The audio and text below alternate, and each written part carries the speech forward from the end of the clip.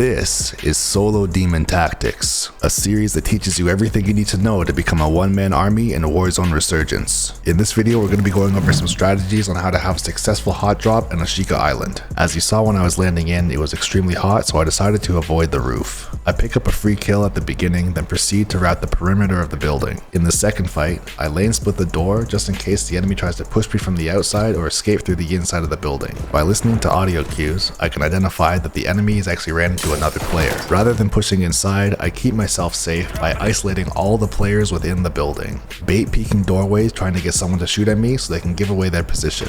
As I mantle onto the garage, I hear glass break within the building, which means someone is on the catwalk. And surely enough, here he is.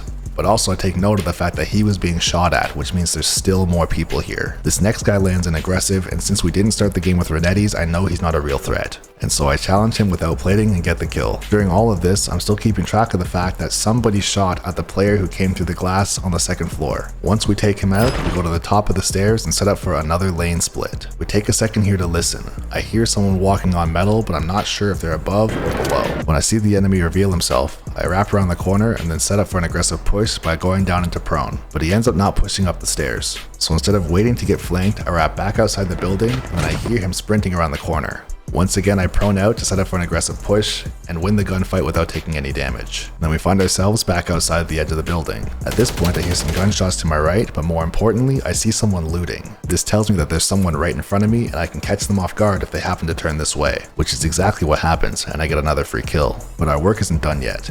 At this point, we've basically dominated the entire building, so I get high ground to see what else I can find. I end up tagging the same enemy I had just killed and hear a lot of audio cues. He ended up banging the doors and trying to set up for an aggressive push, knowing that he was weak. But instead I flanked the audio cues and catch him completely off guard. In this next gunfight, I actually didn't hear the enemy, and we ended up catching each other off guard. The reason why I pulled away here is because we both landed very good shots on each other, and I didn't want to risk going down. So I repositioned and I end up spotting him by the garage. This was a very good player, and this next fight comes absolutely down to the wire. Once again using movement and landing very good shots on me. And after having such a long drawn out fight, I ended up wrapping outside the building and outside the fence line to replay and reload. If you like coaching breakdowns like this, be sure to subscribe and also join the Discord.